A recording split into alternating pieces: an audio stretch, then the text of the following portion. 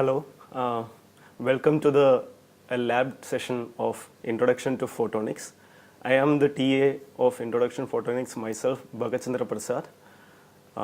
So today I will be demonstrating here some 2-3 modules about optical detectors. So in the theory class, it was discussed that what are optical detectors, semiconductor optical detectors, what are the different types, its characteristics, etc. And what I will be having today is three main aims, which means characterize one PIN photodetector, and then an avalanche photodetector. Then I will realize a transimpedance amplifier circuit, a simple transimpedance amplifier circuit. Talking about the photodetectors, one important parameter which we will need to understand properly is the responsivity. So the main aim today is how the responsivity varies for a silicon photodetector, and while looking for the avalanche photodetector, how it will vary. So there are some fundamental differences, and we have a module here which will let you to evaluate the responsivities, and we can look into one by one closely enough. Okay, so what we have here is a photodiode module, and you can see the circuit diagram what this is designed for. And this module is mainly to characterize the photodiode as such. And the light source we use is a normal laser diode of 650 nanometer, which can generate a power of 3 milliwatts.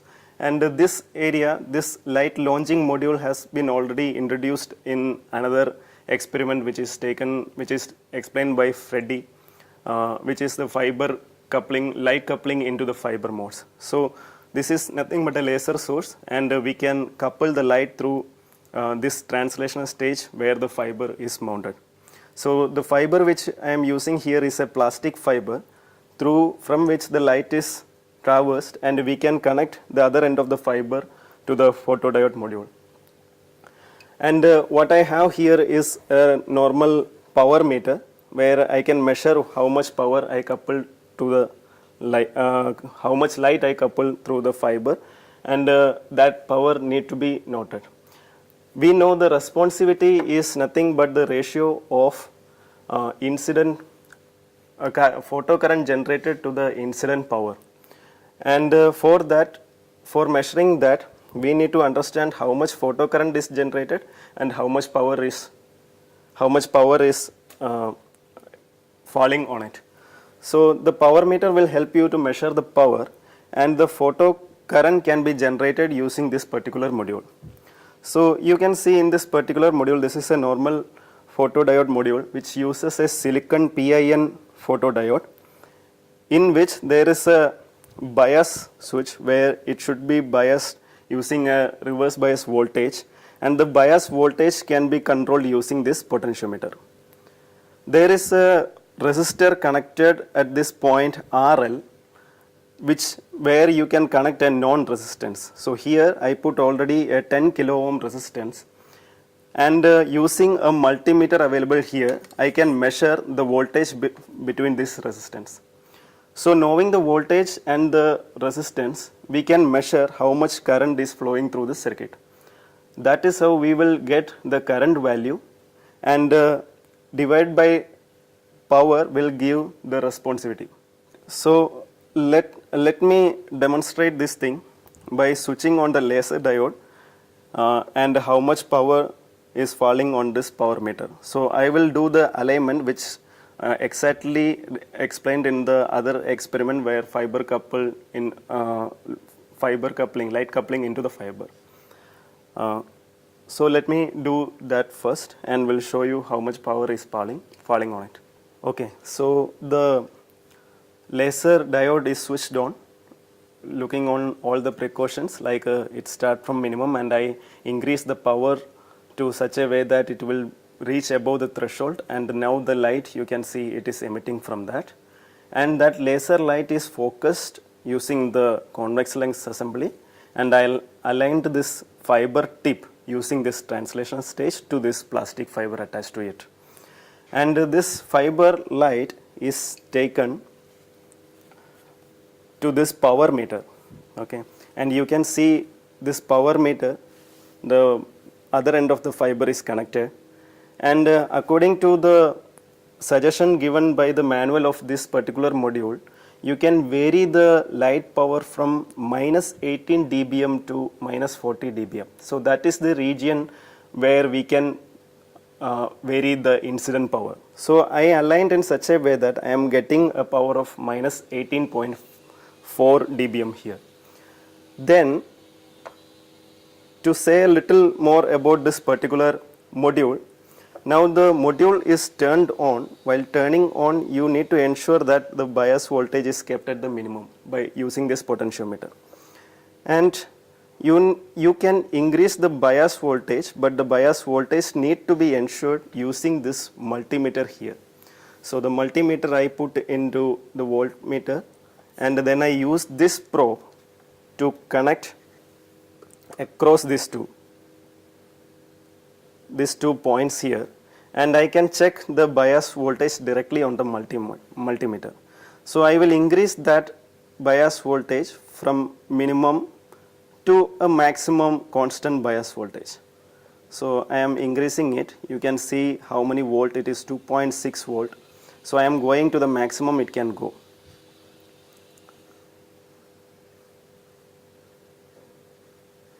Okay, so now the potentiometer reached to the maximum. The bias voltage is 9.59 or 9.6 volt, which is the reverse bias voltage. Now you can see that this circuit is on and the bias voltage is across this particular photodetector. I will now couple the light into this particular module through this hole. So this is how the connection is done. And this incident photons will generate some photocurrent in the circuit which will flow through this particular resistance, and we can measure the voltage across the resistance, and being known value of resistance we can measure the current. So the power value which I measured here should be noted down properly, and the next step is to measure the voltage across these two. Okay, so you can see the voltage across the resistor is 31.2 millivolt, and this need to be noted down. Now convert the dBm value of power to milliwatt, and you need to ensure how much current it is flowing through this resistor using the known value of voltage and the resistor, and you can take the ratio between these two, the current by power input, and you will get the responsivity for a particular value of incident power. Now you change the incident power like in a step of 5 dBm from minus 18 to say minus 40, so minus 18, minus 23, minus 27, like that, and you can tabulate these values properly, and you can see the variation. You can calculate at each step the responsivity it is giving, and you can plot a graph between the incident power and the photocurrent generated, and you will get approximately a linear response, and the slope of that thing will be the responsivity value, average responsivity value. We can average out a responsivity. So for I have the values already which we collected, and the values are displayed on the screen, and the corresponding graph we obtained is also shown on the screen. Looking at the screen, you can see that the graph is almost linear, and when we go for a different, you can go ahead for a different value of resistor here, and again calculate do the same. And also you can go for a different bias voltage here and again do for the same. More or less in PIN photodetectors, the responsivity will be almost constant constant even if you increase the voltage, because the responsivity is an intrinsic character of a material, and there is no any phenomenon like impact ionization or something like that happens inside, which will generate a different value for responsivity. So the value of the responsivity would be comparatively low. So the results will be displayed on the screen.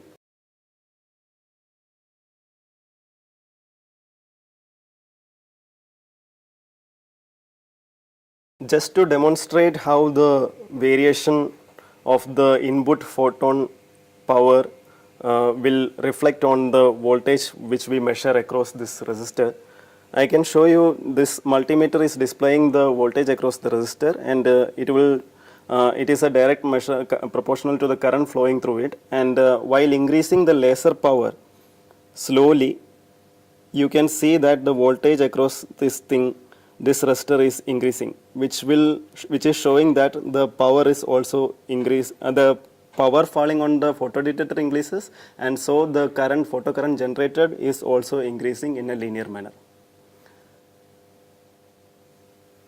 So with that, we can conclude that looking at the graphs, that the responsivity would be almost constant, and you will get a linear response with the incident power and the photocurrent generated for a photodiode module. Now let me move to the avalanche photodiode. So I will set up the avalanche photodiode and introduce the module to you. Okay, now I have taken the APD module here, and what we have on the desk is this module, which looks similar to the PD module, but only the difference is we have the APD module with a different connector and a series resistor which will protect for the high current leakages. And other parameters are same. It should be positioned to reverse bias, and we are using a different kind of fiber here. For the sake of this connector, an orange fiber is used, and the orange fiber is now coupled, and you can see the power coupled to the power meter is minus 12 dBm. This particular device is a high voltage device. So you can vary the voltage into this APD to bias voltage from 0 to 140 volt, and that will ensure that this high electric field will be generated across the APD, and it will affect the avalanche effect and the impact ionization occur, and you will get a high current flown through the output circuit. And a resistor which is connected here is now 1 kilo ohm, which is lesser as compared to what we have in the PD module, because the output current is comparatively high enough to drop a particular voltage across even a small resistor. So now the voltage is a little bit higher, so we need to ensure that the connections are made proper. Again, it should be started using the zero bias voltage. You can control the bias voltage using this potentiometer knob, and rest of the procedure are similar to that of the photodiode module. So we need to note down what is the power incident now, which is now minus 12.1 dBm at this case. And when we connect to this APD module, then we will vary the reverse bias voltage from in the step of 10 volt from say 10 volt, 20 volt up to 140 volt. And we will be at each step we will be measuring the voltage across this resistor, and we will be tabulating the value. And you can see how the responsivity of the APD module at each case, which can be plotted in a graph, and the graph and the data is taken in such a way, and the data is shown in the screen, and the graph will be obtained, and you can see that the responsivity increases while the reverse bias increases for a particular incident value of power. The same experiment can be repeated using a different value of power incidence, and again the voltage can be varied, and you can see the trend of responsivity variation by looking at the graph shown in the screen. Okay, let's see the variation in the APD module while we giving an input to this module, and while we increasing the photocurrent. So at this moment I am giving a bias voltage of 100 volt, which is a comparatively little high voltage, which ensures this APD to go to the reverse biased area, and also the avalanche effect will be happening. So this is a test value which I will first show the voltage drop across this resistor, and you can see the current through this resistor will be increasing if I change the photon flux or the power of the light. If I increase it, then you will see the change in current. So I am slowly increasing the power here, and you can see the voltage across that resistor is increasing here in a considerable amount. So you can see it is going say 135 up to 135 milliwatt. So now which shows the responsivity is working as a linear nature while we increasing the input light power. So now let us change the bias voltage here in this particular module. So let me connect to this bias measuring area, which is comparatively high value here at the moment. So I am reducing it to a lower value first, and then I move to the value which you can measure.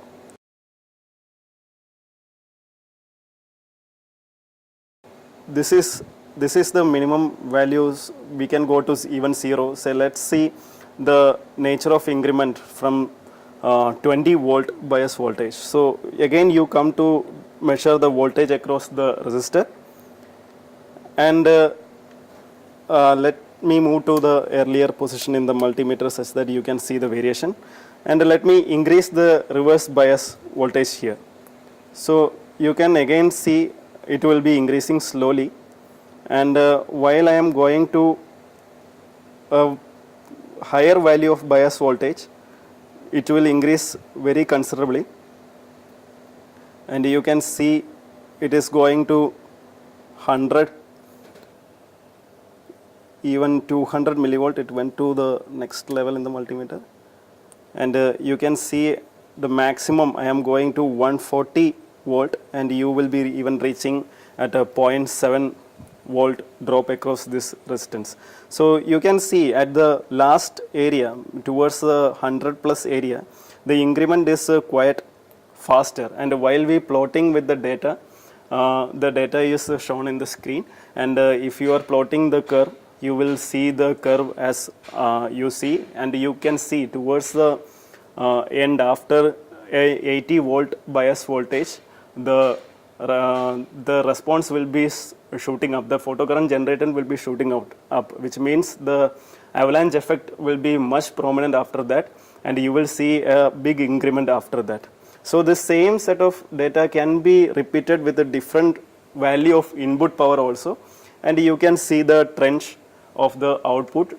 The responsivity will be again going high after a particular value of bias voltage. So that bias voltage is nothing but the threshold field enough which will be applied across the APD, which will cause the impact ionization to happen, and it will generate high current comparing to normal PD module, and that is the results. As you see, it is varying in a incremental way towards the higher voltages. Okay, now let us see a realization of a transimpedance amplifier circuit for driving a photodetector. So all the other module components are getting from a particular place, and we are demonstrating. Those are designed to completely say how to characterize these particular devices and all. But this time I am going to realize a circuit on a breadboard with a very discrete components, and the basis of this particular configuration of transimpedance amplifier is that the photocurrent generated by any photodetector won't be sufficiently enough to drive a resistor circuit. If you just connect a resistor across a photodiode and when light falls on it, you cannot ensure that this current will drive the will create an enough substantial amount of voltage across this particular resistance. So there is a problem of loading effect, and it will in turn load the photodetector back, and that will reduce the amount of photocurrent generated. In order to overcome this particular problem, we need something called a transimpedance amplifier configuration, which will essentially create impedance matching circuit, and you can drive with the small current, you can drive a comparatively bigger voltage at the output of this configuration, and you can take it out. While we going for realizing a particular circuit, the main constraint is the availability of the components. So the earlier photo experiment demonstration which we had in this course are mostly revolving around some ready-made modules and characterizing components, but this particular circuit you can even realize in your own lab or on your home, because the components which I am showing here is available in mostly any electrical circuits lab in your institute, or you can buy this discrete components from a nearby electrical shop. So what I have here is a transmitter and receiver, which is nothing but an IR LED and an IR photo detector. So in this thing, the white color one or the colorless one is the photo detector, and the other one is the IR LED. Please keep in mind that while you illuminating this particular LED, you won't see any light as you see in the red LED or green LED like that. You can just switch on your camera on your mobile and just look at this LED, and you can see it will be glowing in a violet color or red color in the camera, because your eye is not capable to see the IR rays, but some of the camera models does have the capability to see the IR. So you can just illuminate. So please keep in mind that it is not a long distance transceiver circuit which I am going to realize here. So what I will do is just illuminate the IR LED with a signal, sinusoid signal, and realize the important part which we are concentrating is the realization of the transimpedance amplifier on the receiver end. The circuit which I am going to realize is shown on the screen, and whatever you are seeing there, one side is for the illumination, where I am connecting a 10 kilo ohm resistor, and the others in series with the LED. And in the receiver side, we are having this photo detector, and this detector is connected to one end to the ground. So there is no reverse bias is given for this particular circuit. So it is working as a photovoltaic mode. So when light is falling on this particular photo detector, this op-amp configuration which you see in the figure will help to drive the output resistor which we will be connecting at pin number 6 of the op-amp. So this op-amp is a normal op-amp which is commonly available 741 op-amp, which need a dual power supply of plus 15 and minus 15 and a ground to operate. And the input is given at the inverting terminal as you see in the figure on pin 2, and the non-inverting terminal plus pin 3 is grounded, and the output is taken from pin 6. And you can see a feedback resistor which I am using is 10 kilo ohm. Parallel to that, there is a 56 picofarad capacitor which essentially reduces the noise of the circuit. So let's realize this particular circuit on the breadboard.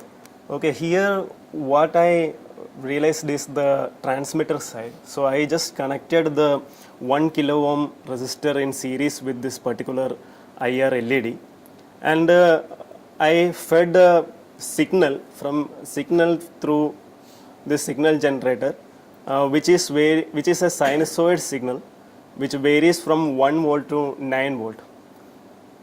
And the point is, the frequency is very low. I kept the frequency as 5 hertz such that we can see with a camera. So you might be noticing if you see, normally you cannot see any blinking in this LED, but actually this LED blinks. You can see that LED blinks seeing through a camera in the inset video now running on.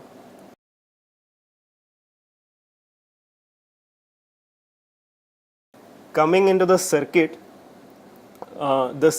has, as shown in the figure, if we apply a KCL on node N, which is on the point 2, since the non-inverting terminal pin 3 is grounded, op-amp will be making the pin to the non-inverting terminal as a virtual ground. So no current ideally will flow through that pin 2 into the op-amp. So all the currents that is driven by this photodetector will flow through this feedback resistor. So you can say, if you apply KCL, Kirchhoff's current law, in that particular point, you can write the I in, the photocurrent generated, plus V out minus 0, which is the virtual ground voltage, divided by RF is equal to 0, which will yield a equation V out is equal to minus of In times RF, which means the impedance factor or the gain. You cannot call it as gain, but the factor of multiplication of current will be nothing but the feedback resistor which we are connected from pin 6 to pin 2. So I will now realize this circuit in this breadboard, and you need to keep in mind that the design of this circuit completely depends on the nature of LED and the nature of photodetector that you will be getting from the shops. So there is no constraint and all. If you have the data sheet, you can go for the much perfect design, but what pair which I am having now, the transmitter and receiver side, this circuit is sufficient enough to show some response. So let me realize this complete circuit in this breadboard, and we can see the output, how it is varying.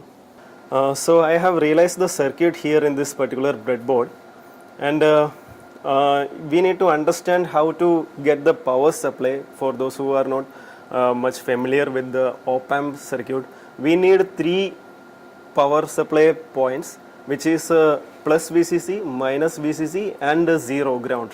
The ground is very important here. If you just take a 30 volt and taking plus VCC and minus VCC, and not the ground, you need not be seeing any stable output at the output pin. So for a op-amp configuration circuit realization, we need 3 power lines, which I generated using this power supply here, and 3 wires coming into this particular breadboard. So this is a breadboard which we use to connect all the discrete components and realize the complete circuit.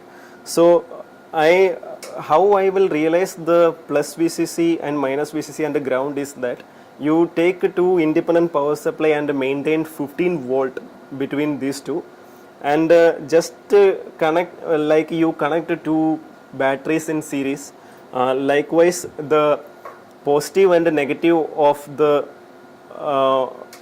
2 power supplies are short using a particular wire, and this one power supply will maintain plus 15 to that shorted point, and the other power supply will maintain minus 15 to that short point.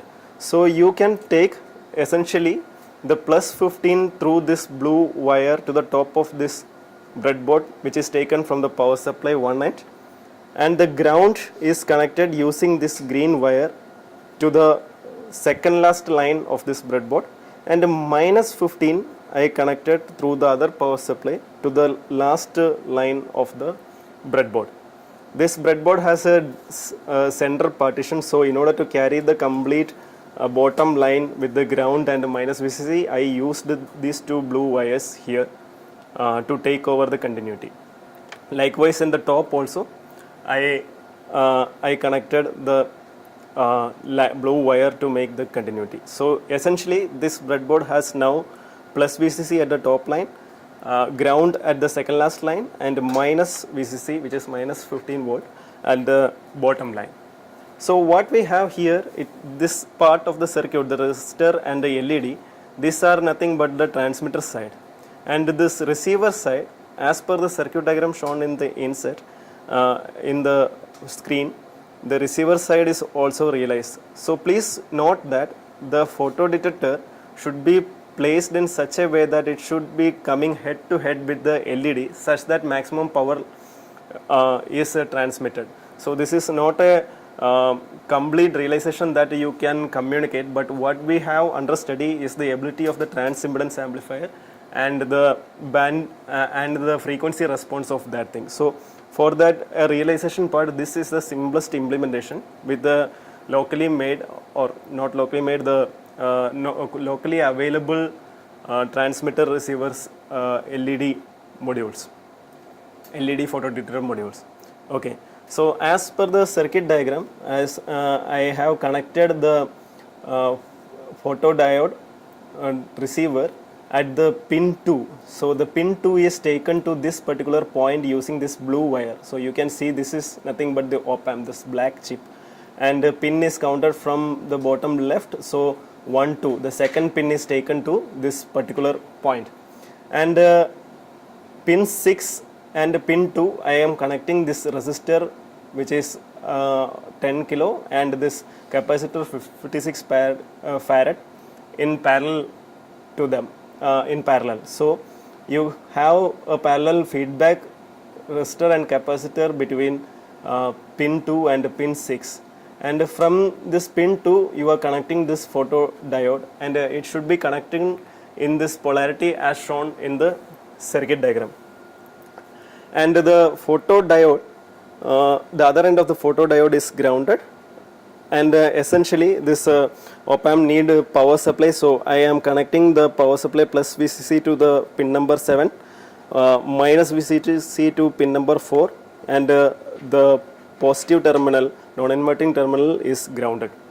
So this is the circuit diagram, and through this input side I am feeding the required signal to that, which is having at this, for this particular LED, which I am giving a positive voltage with an offset such that it will be always blinking. If you are giving a sinusoid without any offset, which is averaged on 0, then only the when the positive half cycle comes, then only the LED will blink. That is why I give an offset, to ensure that you will see the full sinusoid swing on the light output coming out from the LED, and that same is assumed to be captured using this photodetector.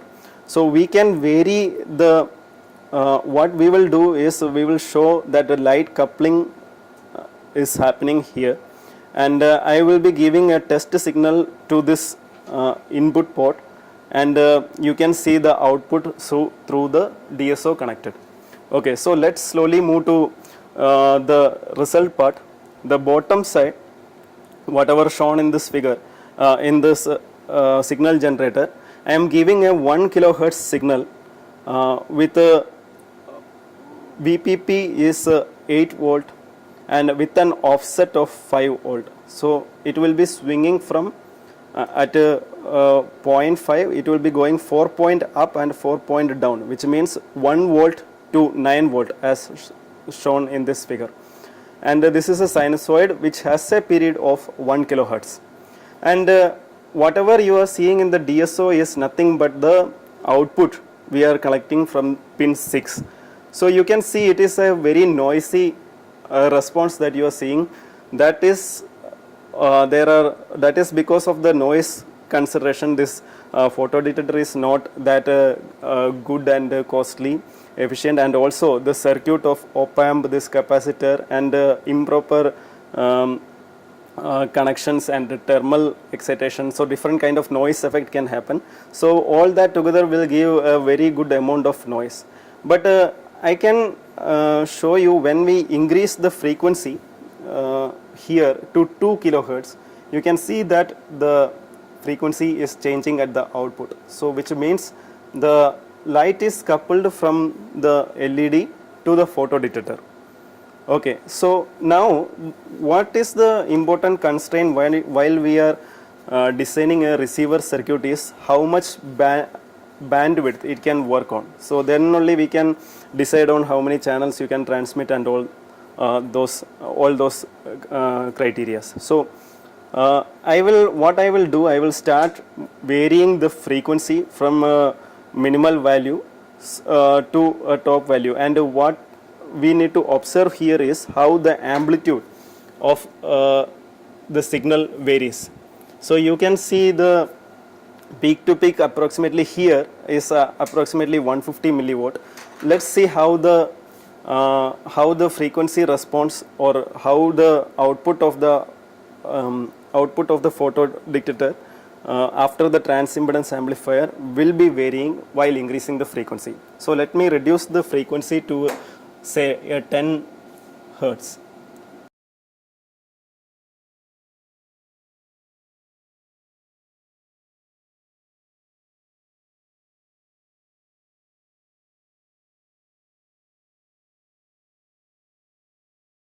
So I have reduced the frequency now, it's very changing the scale. So this is nothing but the 10 hertz signal. You can see the peak to peak average value will be 2 units here, which means 100 milliwatt approximately. So because of the noise I cannot exactly figure out how much value it is. We can do an approximation here.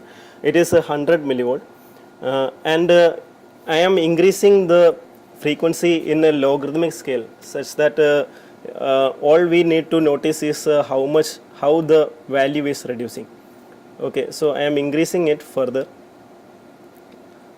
So you can see that the peak to peak is not reducing much till 100 hertz. So if I make the scale right, so this is nothing but 100 hertz. Now I am moving into the different scale. I am going incrementing in a logarithmic way such that it will go to a higher value quicker.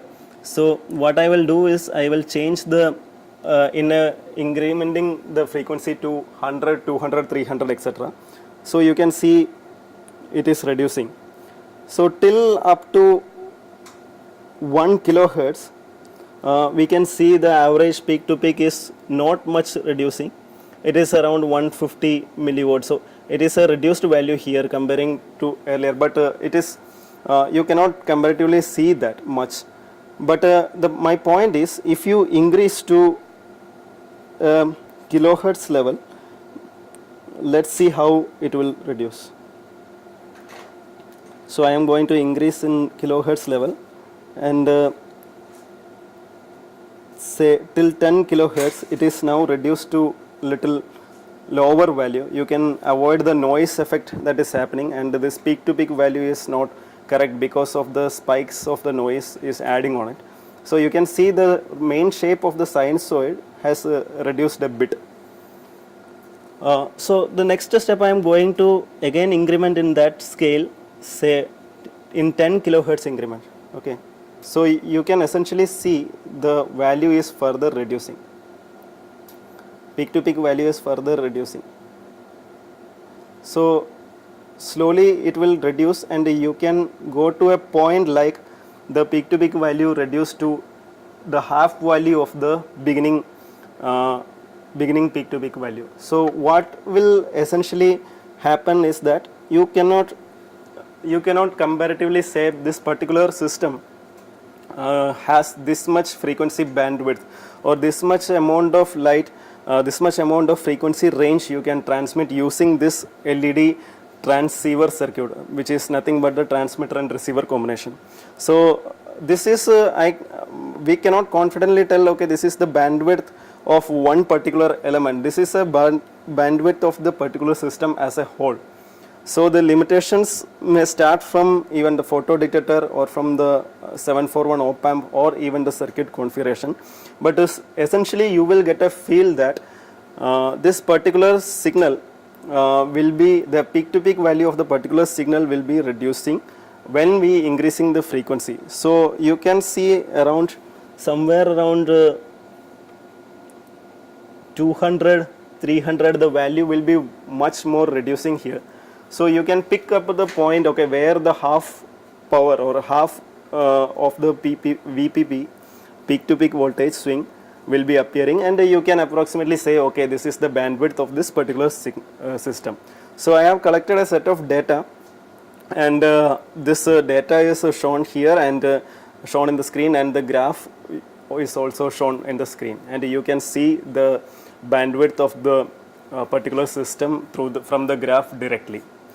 So what we take from this particular session is that a light transceiver circuit can be realized easily using a locally available transceiver LED transmitter, IR LED transmitter receiver module. Okay, why IR? Because IR is giving the less noise effect. If you are going for a visible transmitter and receiver, then because of this ambience light, you cannot see the pure sinusoid well enough. So you can play with the frequency effect and frequency and even the wave shape and the response of that. So if you are giving a square symbol, and you can say, you can calculate the bandwidth from the response of the square signal also.